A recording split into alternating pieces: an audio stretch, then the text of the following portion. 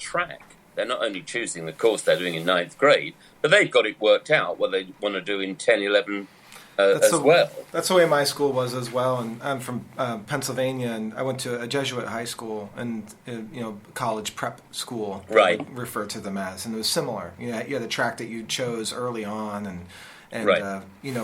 By the time you're leaving school, if you take all the AP tests and courses appropriately, you might have 3 semesters of college already completed. Right. That kind of right. thing. So, yeah, that's the same sort of thing. Yeah.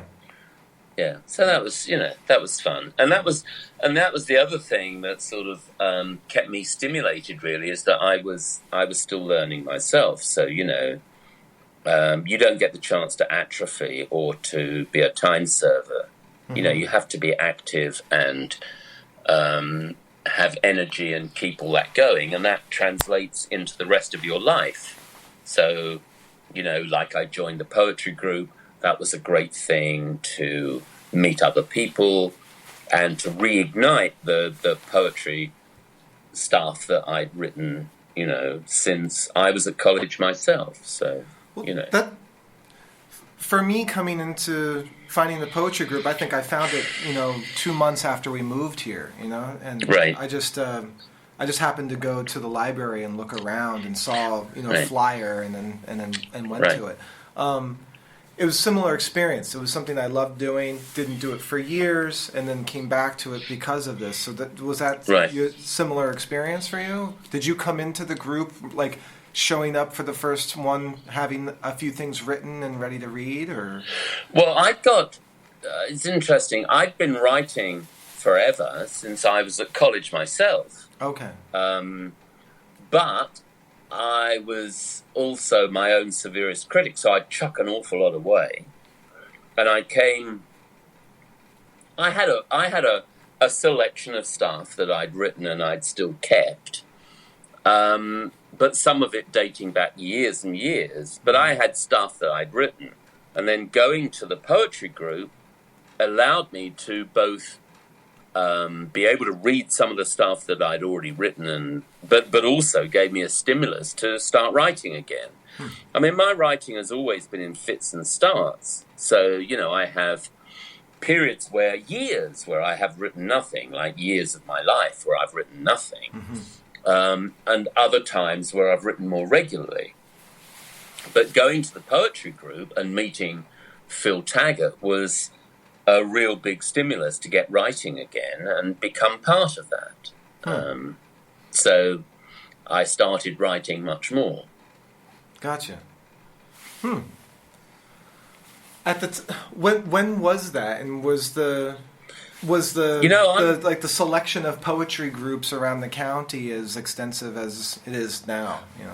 Well, it was random. A, there weren't as many, and B, my friend, the guy that I went down there with, a guy called Larry, my mate Larry said, we were at a party or a meeting or a dinner party or something one evening, and we were talking about poetry. And he said, I know this guy called Phil Taggart. I know him, and he runs a poetry group in Ventura. Do you want to go? And so I said to him, well, I'll go if you go. So he and I just started going because he knew Phil or knew of Phil and knew that he was running this poetry group. So that was how it happened. I mean, at that point, there was nothing else. There was nothing in the east of the county. There was nothing in Ojai. I'm sure the stuff in San Luis Obispo was still going on, and the stuff Malibu wasn't going at that point, but maybe Poetry by the Sea was going. There was less. Less. It wasn't all that long ago. I'm bad with dates. I've got no idea. Don't ask me how long. It's okay. But it's interesting to hear how it changed. I mean, I imagine for me, it seems like a safe assumption that you helped start doing Newbury Park and Thousand Oaks because it was near where you were working and on the way home something, right? Well, that's another story. I mean, were you living in Ventura and driving to Westlake? Well, I lived in Ventura. Yeah, I lived in Ventura and was driving to Oak Park. Yeah. Okay. And Phil Taggart, at the time I first encountered him, was Ventura County's second poet laureate. Okay. And then after I'd been I'd been going to the Ventura group for maybe 2 years, 2 years probably. And they asked me if I'd like to join what they called the Poetry Committee. There was a poetry committee in Ventura County, which consisted of a few interested people who were by and large existing to support the poet laureate in his or her work, and actually to select the poet laureate whenever the post became vacant, to set up the process for applications and to vet them and to appoint. So I joined that group. And that was how the Newbury Park and Thousand Oaks things grew, because it had been a desire of Phil's to get poetry back into the East County, where it had always been, but it had fallen, lapsed. So it was always his idea to get people, to get poetry back up there. And then I was working there, and so when things weren't moving as quickly as I thought they should, I went and spoke to some of the librarian people, and then Phil had spoken to similar people. So he and I then got together and said, right, let's both go and we'll hit this together and we'll see if we can get something set up. So the librarians agreed for us to do the readings. And the reason Newbury Park was first is that there was some reason we couldn't do it in Thousand Oaks at first. I can't remember what it was, but Newbury Park was available and T.O. wasn't. So we said, all right, we'll go with what we can get. So we set it up in Newbury Park, and it was just an open mic initially. And then gradually, as that became more successful, I'm trying to think, we started that in about, I think it was April or May of whatever year it was. I have no clue what year it was, but it probably was about 4 years ago, I think. Gotcha. About. And then we got round to the January, the year after that, when we were able to bring T.O. on board, and we said, right, well, then what we'll do is we'll have one meeting in T.O., which is modelled on the Ventura one with a featured poet, and the one in Newbury Park, which was the outline, that was the sub-library of Newbury Park, the large campus. So we'll keep the Newbury Park one as an open mic. So that was how that evolved, sort of. And I said, well, I'll host it. If you want, if you're looking for somebody to host it, I'll do it. Because, I come that way from work. It's relatively easy for me to do. And I'm a teacher. I'm used to being in front of an audience. I can do it. So I said I'd do it, and so it happened, and that's how it came about, really. Wow, that's amazing that all came about so quickly, and spread so much. Because it seems to me like my experience in it is that it came in fairly. It seemed like a fairly mature system of open mics and featured poets, and to me it's very it's. When I heard about it and told my wife, "Hey, I'm going to go to this poetry group thing," and she's like, "I wonder how that'll be," and I'm like, "Yeah, me too," and then show up and see like a packed room the first time I came. There was like, there's just maybe a couple of vacant seats, and how good it was. There's a reason why first impressions are everything. You come into a room and you see, you hear well-written poetry, and you feel a supportive group. It's easy to stick around, right? No, absolutely right. And that was interesting you say that. I mean, that's how it felt to me first going to Ventura.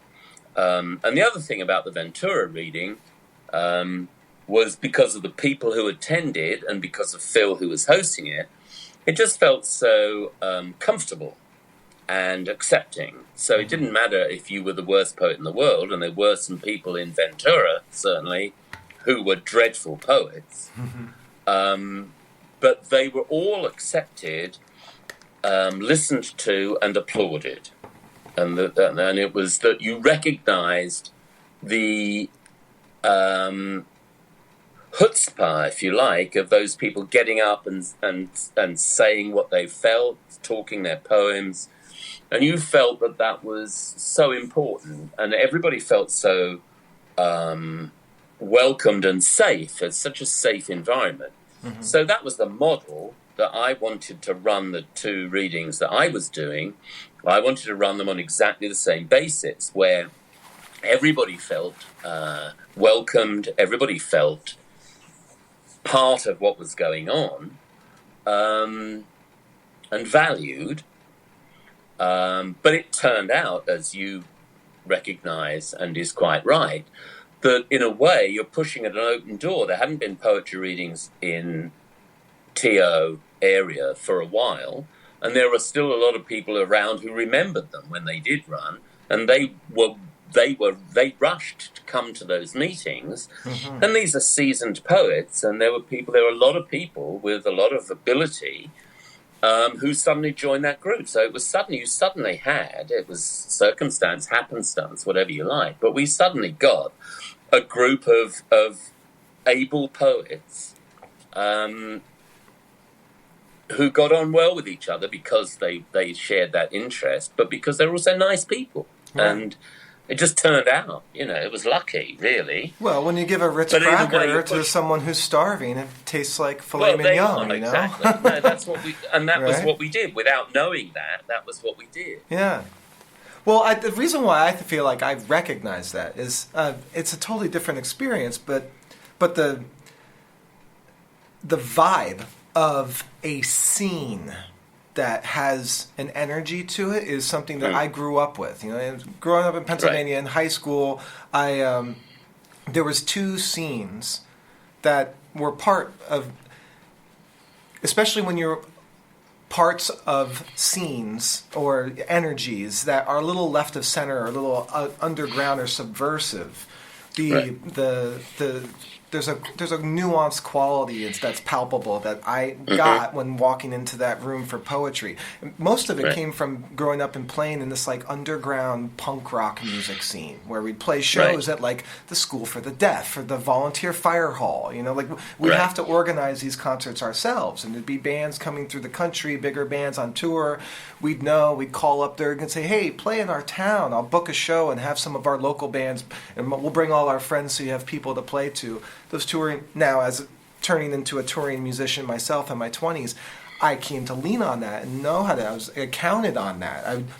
People would be like, well, why don't you play in all the big cities? I'm like, I'm not a big enough band. So I call all the towns that are 50 miles outside of the big city and say, hey, do you guys have some friends' bands or anything like that? Oh, yeah, we've got, a half dozen bands here that play in the high school. I'm like, well, book a show. We'll come and play it. Bring all your friends. We'll have a good time. And that's because I grew up doing that for bands coming in. And walking in there, you'd see it'd be the same 150 kids that would show up every week for the shows. And you had that feeling of we're doing something that not everybody else knows what's going on. This is cool, and we all care about each other, and we're all doing our part, whether as just patronizing the events or setting them up or baking cookies to sell or whatever to keep this thing going and having everything we need at each event to keep it going. And that vibe was exactly fit, like enzyme and vitamin, Right. And they fit together like puzzle pieces that you can feel when I walked into Newbury Park, Right. So well, that's true, and I mean, it's interesting. I can remember most of the people who weren't in the group when we first started, when they walked in, and how that was. Right. And mostly, like you, they walked in and felt pretty comfortable and were fairly confident about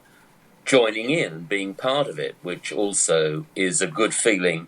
From my point of view as hosting it, that's what you want to encourage, is that people walk in and feel comfortable doing that. Look, can you just excuse me for a second? I've got to go to the bathroom. Not at all. I will join you back. Yeah. Sorry, mate. No problem at all. Okay. So you were talking about a poem that was what? Science-y or whatever? No, we were talking about why is the most difficult question. Oh, yeah, there you go. Well, here's one that isn't about... Can I read one? Yeah, absolutely. I was hoping Here's one that isn't really about why, but Um,